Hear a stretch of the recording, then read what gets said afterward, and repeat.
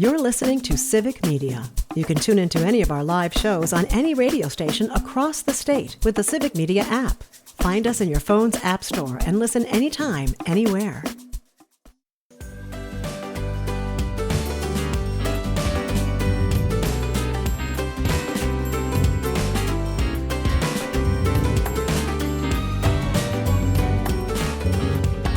Live across Wisconsin on Civic Media, you're listening to Mornings with Pat Kreitlow, powered by UpNorthNews. Now, from our Lake Wissota studio, here is the founding editor of UpNorthNews, Pat Kreitlow. Hey, good morning. It is 7:06. Nice to have you back up north on a Monday morning, last week of October 27th, 2025. Parker Olson producing things in Madison Studio A2. Salina Heller standing by in Eau Claire. Dr. Kristen Lyerly is AWOL, says that she cheered too much in Pittsburgh and has no voice left. Apparently a voice is a feature that's required for radio. So we'll tell her to rest up, and we'll hopefully visit with her again coming up on Friday morning. Selena still has a voice. Parker still has a voice. I'm sure they were both yelling and cheering with their TV during the second half of the game yesterday. You know, the one where the guy who gets up super early decided not to watch the second half because I was so demoralized by our kicker missing 2 field goals. That I thought the stage was set for a not fun second half. So I'll be the first to admit I gave up too early. Wow. But Parker, you understand where I'm coming from though. I do. I fully understand where you're coming from. I just wonder how did you feel when you woke up? Like, I'd be really upset if I missed that. A, well rested. And B, again, this is not a case where in olden days, I would have put on my slippers and shuffled out to the door and grabbed the morning newspaper, and uncurled it and cursed the paper boy because it's a little bit wet from hitting the dew on the grass, and then realizing the paper was printed too early and didn't even have the results of last night's game. So I hope the guy on the radio stayed up to watch it to tell me about it. We're not in that age anymore. I can get up at 4. I can take a look at my phone. I can see all the highlights. The first thing I notice is, oh, wow, that would have been fun to watch live. But guess what? I have the clips right here. Watch the clips. It was fun. I still get to talk about it and sound bright-eyed and bushy-tailed. Perfect. That works too. At least as close as I get to it. So for the few of you out there that are going, Pat, get to the point, because I too went to bed early. The Packers beat the Steelers 35-25. Jordan Love went 29 of 35, including a franchise record tying 20 straight completed passes at one point. The guy I think is the key to all of this, tight end Tucker Kraft, caught 7 passes for a career high 143 yards, 2 touchdowns. Christian Watson is back, 4 catches for 85 yards. Josh Jacobs, a 3-yard scoring sprint in the first play of the fourth quarter, put the Packers up for good. And so the Packers are 5-1-1. And the funny thing is, everybody looks at that tie like, oh, ick, we got a tie. It might as well be a loss. That tie is keeping us ahead of a lot of other teams right now. It is. So I will. Yeah. I'll take that. So and Aaron Rodgers needed to beat the Packers to beat every team in the NFL, and he did not. So he still has not. Oh, that's right. Yeah. Still has not. Robin Tigerton says the Steelers jerseys looked like highway warning signs. The arrows, yes. He says, good morning from Tigerton. Clear skies, light fog, 31 degrees. I had to ride yesterday or Saturday in the Clintonville area, took pictures of the remaining fall colors, mostly along Main Street in Clintonville, and he's got some leaves to mow up today. Speaking of temperatures, by the way, let's get those 7 o'clock temperatures. It's 39 here in Chippewa Falls, 39 in La Crosse. Rapids is at 37. There's some real differences in short distances on the map here. Fond du Lac is at 45. I'm sorry, Fond du Lac is at 32, but Oshkosh is 45. Eagle River is 27, but over in Manitowish waters, it's 37 right now. Hayward's at 41 degrees as well. So in talking about the fall colors, I'm going to risk sounding like an old man complaining. And I don't mean that. I just mean we were noticing yesterday, we didn't really it wasn't our best fall color year. here around here. Now, I don't know where the peak is right now, and maybe they are spectacular. I've seen a few nice areas with a lot of rust mixed in with the yellow, but we did a lot of green to yellow to brown really quick around here, Salina. Did you notice that in Eau Claire as well? No, right across the street. Every time we pull from the driveway, we have these bright red trees just right across the street, and those are so pretty. And at school, when we pull up to school, it's this yellow, really bright, really pretty tree. So we Oh, still good. see yeah, they're Okay. beautiful, actually, right across the street right now. Maybe if you want to swing over, you can check these out. Maybe I'll have to do that. Let's see. Alicia says my maple trees are always the last to shed their leaves. Always cutting the leaf pickup close. Oh yeah, because some places have the leaf pickup. Parker, I don't know what you have here. Do the buildings change color in the fall? Do you guys get trees? Do you get to see some things down there? Yeah, Especially- they change the colors of the lights shining on the Overture Center. Yeah. Okay. No, you've got two lovely lakes around there, and Yes. it too can be a very beautiful place to spend some time. But the fall colors just felt a little muted up here this time around. Yeah. Not bad. Again, not bad. Just I'm looking at the leaves or looking at the trees, going, you didn't quite live up to your full potential. It just this felt time. fast. Yeah. Maybe Uh, it went fast. Yes, maybe so. And All right. Well, sometimes it goes so fast because then, like, they turn and then there's a big wind and then they're yes, gone. and then they just go whoomph, Mhm. and Yeah, that's okay, it. well, missed that show. All right. Yeah. So Selena's got a story that you can follow over on the Up North News social media sites. Her stories are on Facebook and TikTok and Instagram. And one of your stories recently is about the looming cuts that are out there to families in several different ways. We've talked about the $1 trillion in Medicaid cuts that are coming. Certainly nutrition assistance programs, SNAP funding is going to be running out here in the next couple of weeks, it sounds like, potentially Mhm. here in Wisconsin. And then of course the issue that's at the heart of all of this is the way that health insurance premiums are going to skyrocket for families because of enhanced tax credits that are expiring. And again, they are expiring. They were planned to expire, but there's a plan out there that would say, let's extend these, the same way that Republicans got to extend the corporate tax cuts under Donald Trump. So they got a little something. Maybe families could get a little something like continuing these enhanced tax credits to keep health insurance from getting so expensive. And Salina, you talk to people for whom, when these health insurance costs and other things start to add up, I mean, this isn't some political game. It's really going to hurt them. Yeah, it's real families, and it's the reality for so many people across Wisconsin when these subsidies run out at the end of the year. And so this is a retired artist. She's from La Crosse, Kate Bausch, and she got emotional because this is her reality. This is for her and her husband. Her husband is a retired teacher of 38 years. And so they planned their retirements on using these subsidies just for a short time, but that's what they were relying on, and Let's it's all right. good. Let's give a listen to Selena's story with Kate Bausch.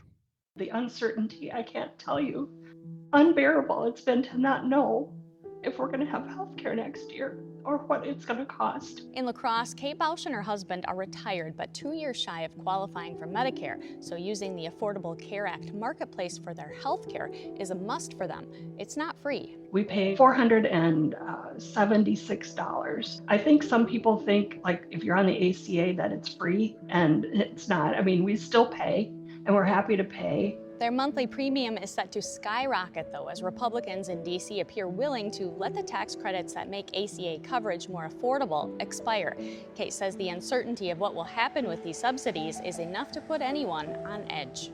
We started checking around because if the credits were going to expire, we needed to be covered, and we like to be prepared. So we were quoted upwards of $2,400 a month through a retirement for the state retirement workers. And we can't afford $2,400 a month. If these credits expire, I'm not sure what we will do. Unless Republicans join Wisconsin Senator Tammy Baldwin and her Democratic colleagues in supporting an extension, the tax credits will expire at the end of the year.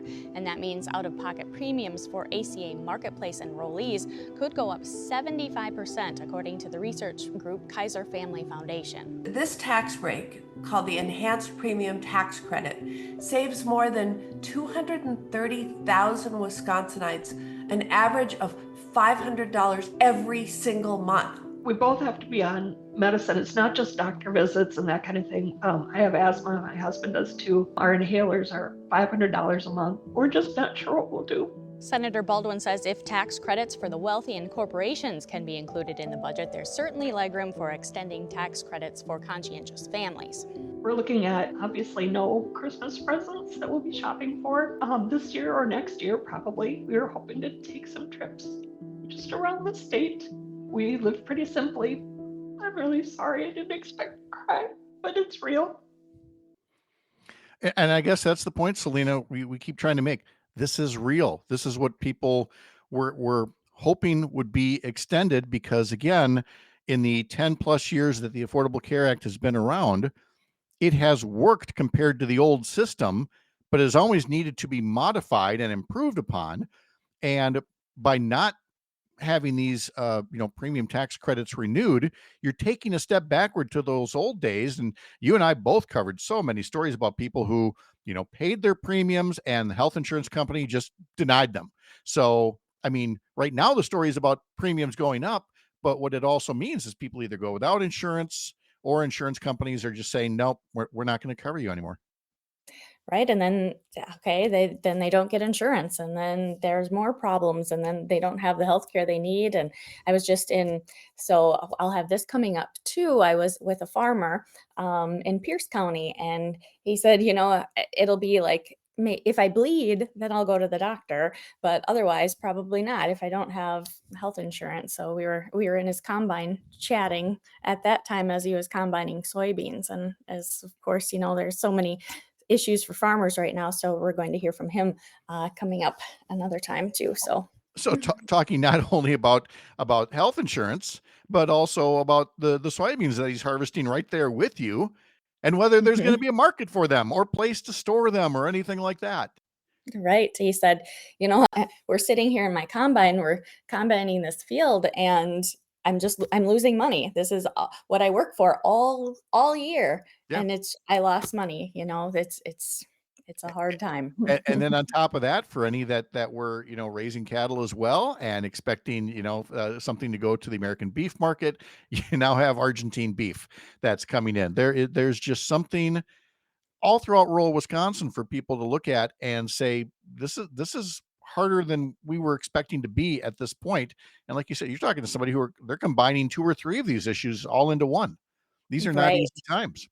Right. And he said, if we get a bailout, the bailout is just going to be, I just have to pay off my fertilizer, and it's for those companies. It doesn't do anything to help me. I'm so far behind. It really doesn't do anything. No, it goes right to those companies where fertilizer costs have been jacked up again because of Trump's trade war with Canada. For all these stories that Salina Heller works on, check out our social media sites, Facebook, Instagram, TikTok, search for Up North News WI and look for her stories there. Salina, thank you very much for the story. Happy Halloween week. We'll talk to you later. All right. See you.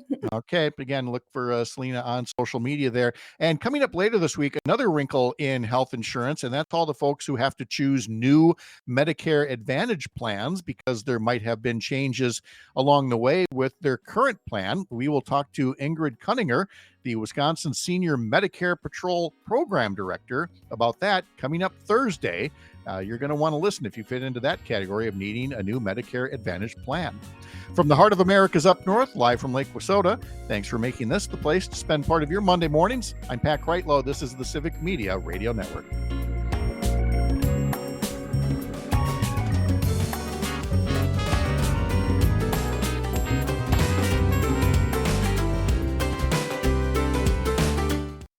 You're listening to Civic Media. Stay up to date on the latest news and information for your local community and Wisconsin by signing up for our free email newsletter. Visit civicmedia.us/email to get started.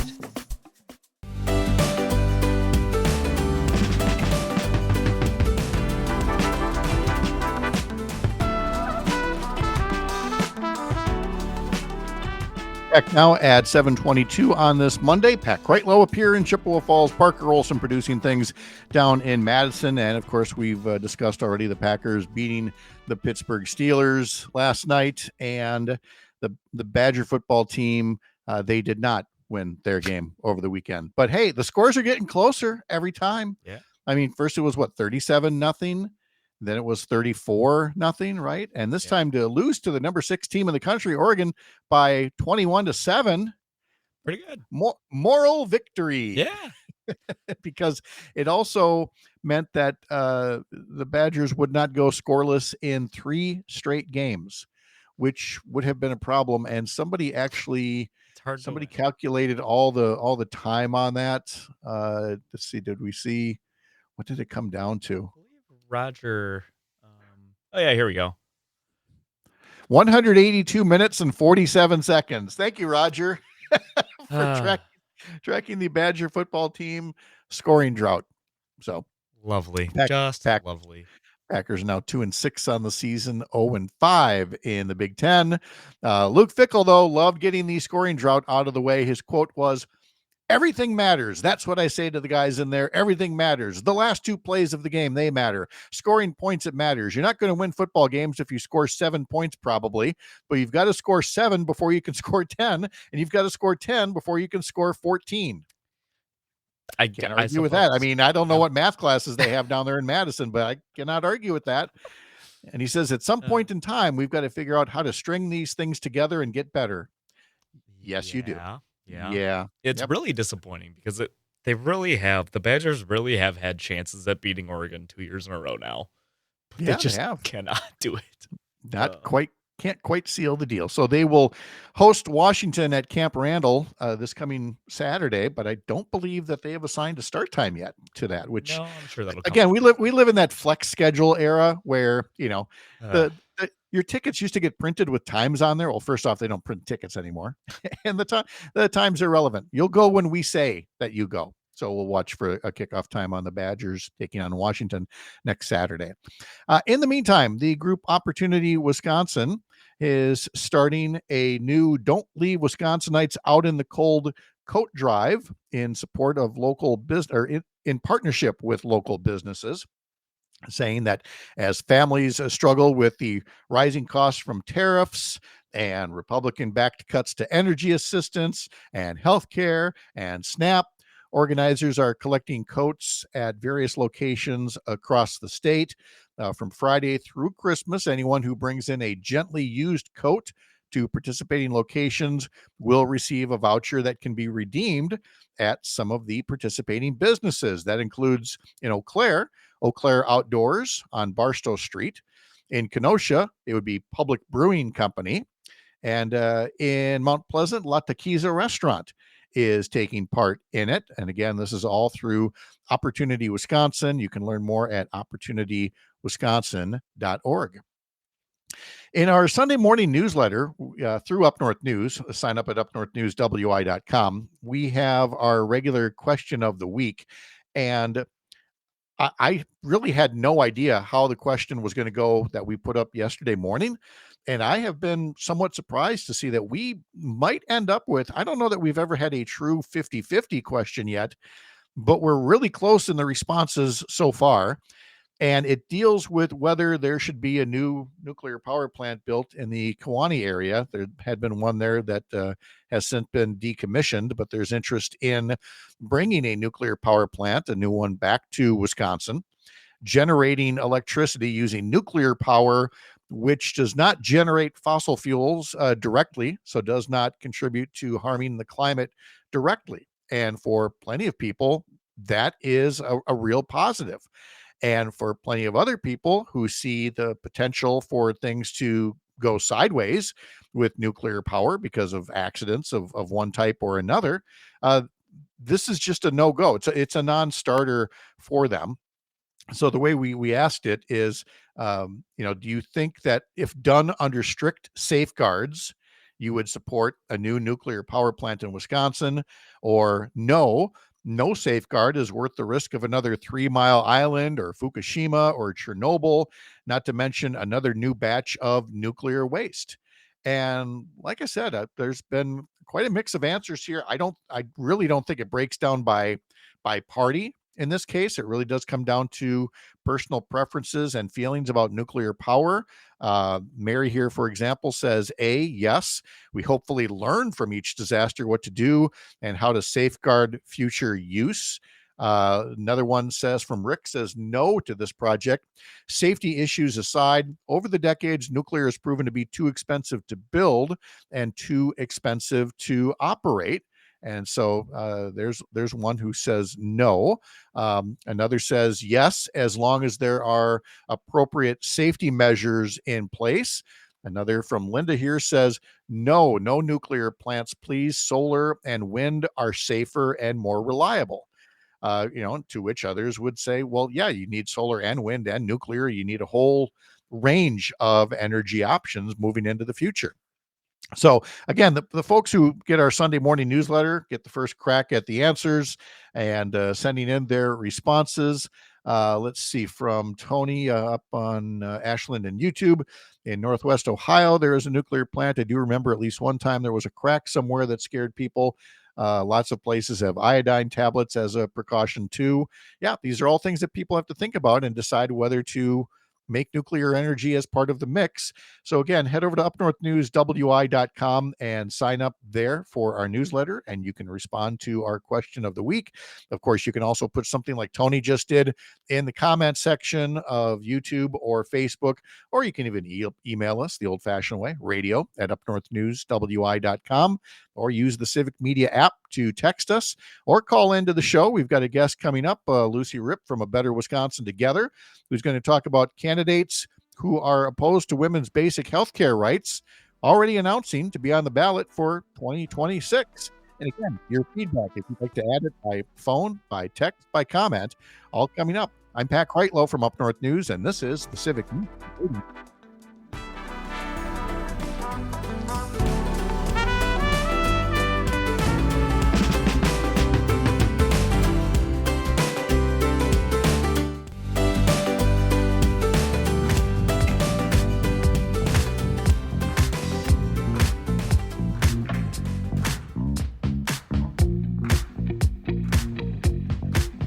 The progressive group A Better Wisconsin Together is all about research and stories from real people and empowerment. And their latest research includes the glaring omissions in the attendance record of one member of the Wisconsin State Assembly. We recently talked to Communications Director Lucy Ripp about that. First, we spent some time talking about the first wave of candidates for 2026. Now, whether it's public polling or election results, it is clear that most people in Wisconsin believe that women should have the right to make their own decisions about their bodies. And politicians should stop trying to put themselves into exam rooms alongside women and their doctors. And yet, there are plenty of conservatives who are already running with a clear record that is out of the mainstream of Wisconsin values on that subject, whether it's for state attorney general, state Supreme Court, or for governor. And we cover all three races when I talked to Lucy Ripp first about gubernatorial candidate and GOP Congressman Tom Tiffany. Yeah, it very much seemed that he knows that the way he has voted on abortion in the past and endorsements he's gotten and things like that go directly against what the majority of Wisconsinites believe, which is that we want safe and legal abortion access across the state. We don't believe that politicians should be anywhere near that decision. And he has a really long record of going against that. And so it was very clear that he wanted to hide that. Yeah. And so when he was, kind of conveniently removed that information from a personal website, that got noticed by the media and by you folks as well. Then there's the recent announcement here that Eric Toney is getting into the race for Attorney General. He lost to Josh Call last time around, and he has announced another run. And it appears that his positions really haven't changed that much since the last time he ran. No, it doesn't appear that they have. And the last time he ran, as we've said on our website, Wisconsinites overwhelmingly rejected him. I mean, he is another one of those Republicans who just has very extreme views on abortion that don't align with how Wisconsinites feel. I mean, in previous elections, he's gotten endorsements from some of the most radical anti-abortion groups in Wisconsin. He indicated last time around that he ran that he would try to impose an almost total abortion ban, and an abortion ban that also threatens doctors and nurses with criminal penalties for providing that care. And so he's so extreme about putting politicians like himself in charge of these decisions that he's also advocated for being able to exceed his authority as a local district attorney and cross county lines to impose his beliefs on people who didn't even elect him. Interestingly, he also, in his announcement, focused on some of the usual boogeymen. There was, of course, undocumented immigrants. There was, problems in Milwaukee. It's always convenient to, blame Milwaukee there. And the thing that we've been watching here up north is that here he is the named special prosecutor in the case of Wausau Mayor Doug Denny, removing an absentee ballot drop box, which seemed rather curious given that this is a guy, Eric Toney, who himself has said he believed absentee ballot drop boxes should be illegal and he wanted the state Supreme Court to outlaw them. So I guess we already know where he stands on voting convenience if he's going to run for attorney general again. Yeah, it's very clear he's not only trying to, police what happens in our exam rooms, but he's also trying to take away ways of voting for the people of Wisconsin. Yeah. You're also following the appeals court judge, Maria Lazar, who is hoping to run for state Supreme Court next year, would quite likely face fellow appeals court judge and former legislator Chris Taylor. But Maria Lazar, again, as we've said, based on her past endorsements and some of her statements, it's also quite clear where she stands on women's reproductive health care rights. She was caught saying on camera that she thinks the Supreme Court's decision that overturned Roe v. Wade was, quote, very wise. And she also indicated that when the Wisconsin Supreme Court earlier this year struck down an 1800s law that Republicans were trying to use as an abortion ban, she said she doesn't know that she would have agreed with them on that. So she's making it very clear early on that she is anti-abortion rights in Wisconsin. We've been talking a lot about whether Republicans in Madison or Washington, D.C. Want to show up for work, not whether they have shown up for work, whether they want to. And it's been tough enough for them just given the current conditions. But it seems to have been even more of a problem for one particular Wisconsin legislator. And you happen to notice at A Better Wisconsin Together a lot of absences from State Representative Shannon Zimmerman from over in the River Falls, Western Wisconsin area. As you were looking at the record, what is it that you felt like his constituents need to know? Yeah, so with Representative Shannon Zimmerman, as you said, he represents Assembly District 30, which includes areas like River Falls and Hudson and more. And we noticed that on a lot of the floor session days this year, he was just completely absent. He wasn't there. And so we counted it up and we noticed that he has been absent from nearly half of all of the Assembly's floor sessions this year. I think that includes March 18th, March 20th, June 18th, September 11th.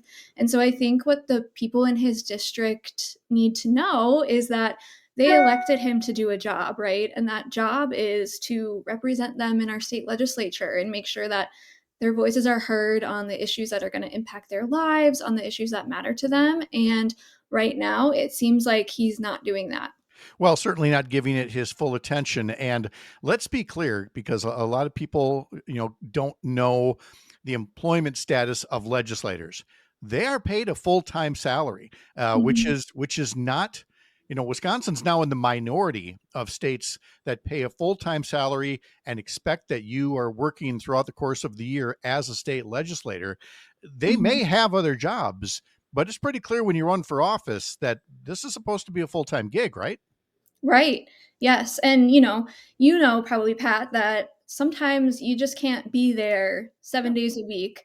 You miss a day or two here or there for a family emergency, childcare, sick day, whatever it may be. But I think what's concerning here is just the rate at which he isn't showing up. Well, because he also has other, alternatives. I mean, there has been discussion before about, he's got a Florida vacation rental business that might be keeping him busy. Mm-hmm. Yeah, and even I believe this was back in 2017.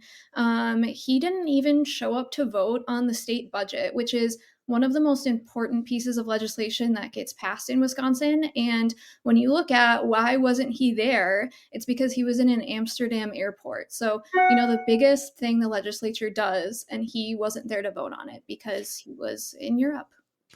And again, that is, like you said, that's something that can happen here and there. It happens to people. It's just that there've been so many of these that, Mhm. for somebody who, for, his first few years in office, it was questionable whether he even lived in the district or just outside of the district. It brings some extra attention to a district and constituents who want to know that, he's there for them or that he isn't. And there were some pretty key votes that he missed on those dates in March and June and September that y'all looked up. What are some of the things that he missed votes on? Some bills that really address the needs that face Wisconsinites. Yeah, so notably on some of the days that he didn't bother to show up, he avoided voting on a lot of different bills. I think we tallied it up and it was around 85, but some of them that he avoided voting on by not showing up were bills that would have given wage increases to UW system employees. And he has at least one UW system school in his district.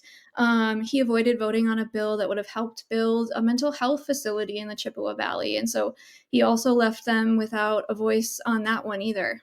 So A Better Wisconsin Together is watching all of these things. You can check out their website and the whole team over there, including Lucy Ripp, following all kinds of issues and candidates. Lucy, we really appreciate the perspective you bring to this, and thanks for joining us for a few minutes today.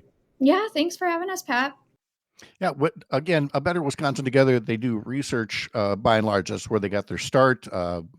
In fair disclosure, I served for a brief time on the board of directors many years ago from A Better Wisconsin Together when they engaged in all kinds of research about what certain bills would do, or in this case, who did or didn't vote on bills, or the things that they've said. Sometimes the things they've said when they think nobody is listening. But they've also kind of expanded now into capturing the stories of folks around Wisconsin and the way that they're impacted by the things that politicians do, especially politicians who may not be acting in line with, mainstream Wisconsin values. So over at abetterwisconsin.org, you can scroll down a bit and get to their storytellers and video archive. And you might even see some familiar faces, or you might hear some stories that you feel are worth sharing in your own social media feeds. Some of the posts that you may see over at the A Better Wisconsin Together website. It's just about 7:46 right now, and I wanted to read a post from somebody about some of these cuts that are happening to SNAP benefits and others.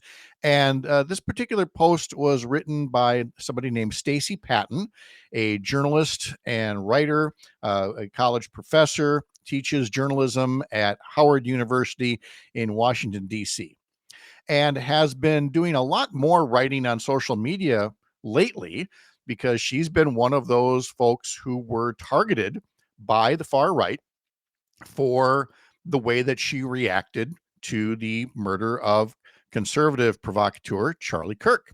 And again, you don't have to like what people say about things, and you can criticize what they say about things, but those things have, shall we say, crossed a line in many cases where people have lost their jobs, or they have faced threats.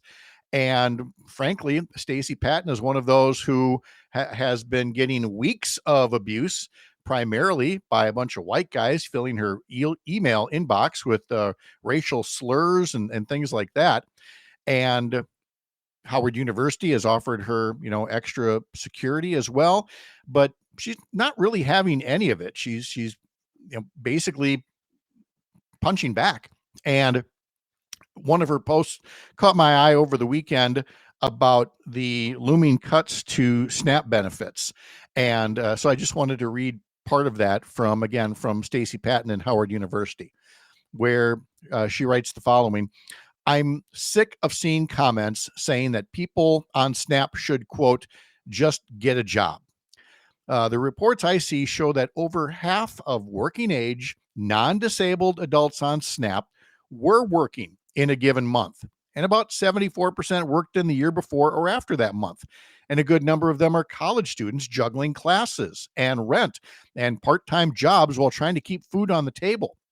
This country doesn't have a laziness problem. It has a wage problem, a greed problem, a you shouldn't have to starve to prove your worth problem. People who make the get a job comment are insecure. They need to believe poverty is a moral failure because the alternative is that they'd have to reckon with the fact that this particular system of the economy is rigged and that their comfort is built on exploitation. That terrifies them. So they invent a hierarchy where they're the hardworking and everyone else is lazy, even if the data proves them wrong. They're not really defending the work ethic. They're defending a fantasy where their own mediocrity still feels well earned. And many of these hateful folks crying, get a job, are themselves often just one layoff, one illness, one bad month away from the same line at the social services office. And I've seen plenty of that myself as well. We will be talking to somebody who started their own small business after a journey from Mexico to Wisconsin in our next hour. I'm Pat Kreitlow. This is the Civic Media Radio Network.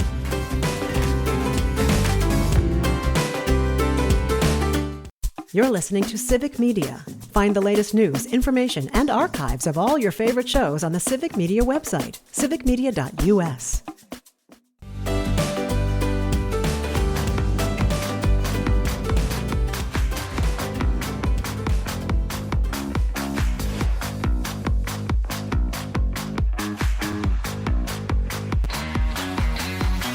All right, welcome back. It is 7:52 right now on a Monday morning. 855-75-CIVIC is the number, 855-752-4842.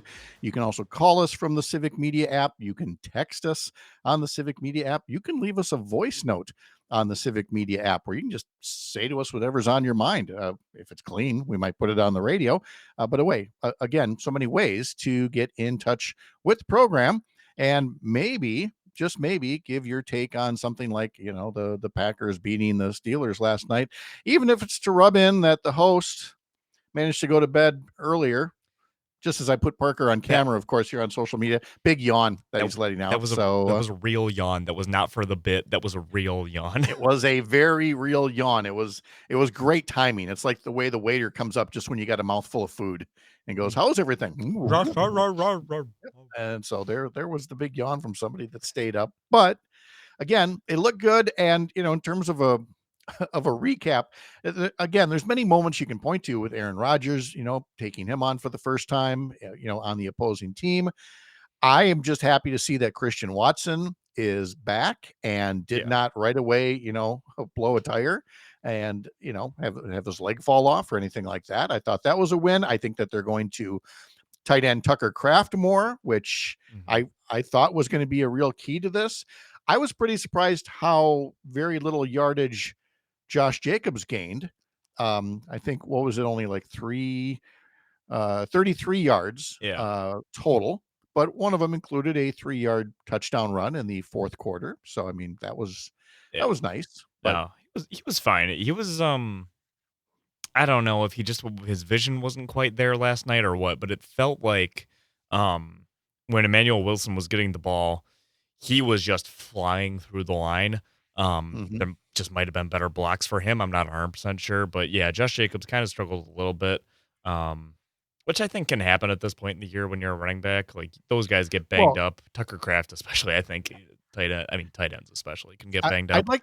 I'd like to know more about Jacobs' health because he's the one who, remember, a week ago or so was particularly under the weather and yet played out of his mind and talked about how, his best game prior to that was a time when he was really sick. Yeah. So is the problem that he's healthy now or has he finally, has gravity worked? And it's like, no, when you're sick, you actually don't play at your best.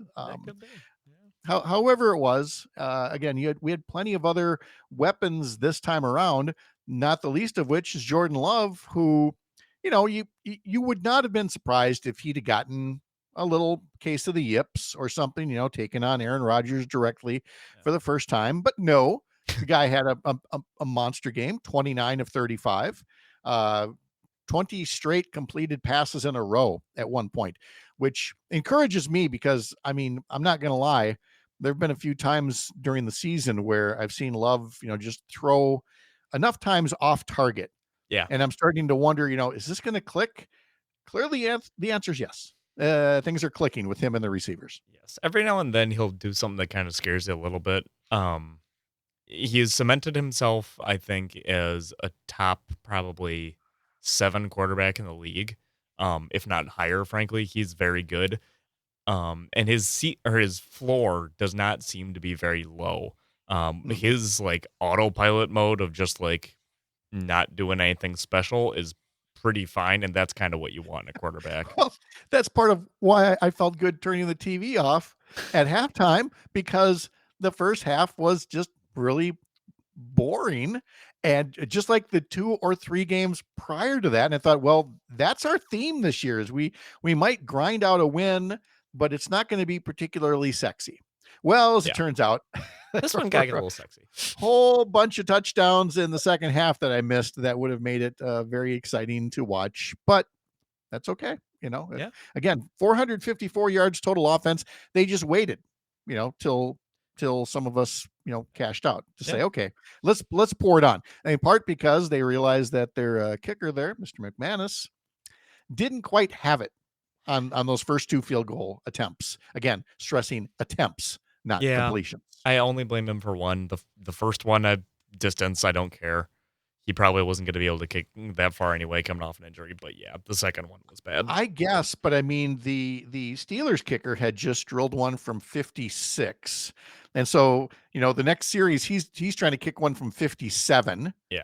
And of course, it falls just short, and you're like, oh, just that one more yard, which, like you said, is not on him. The offense should have advanced the ball a little bit more. Yeah. But that is the assignment. And we just had a substitute kicker who drilled one from, what was the record? 61 that he hit it from? I thought it was 63. It might have been 61. Could have been 63.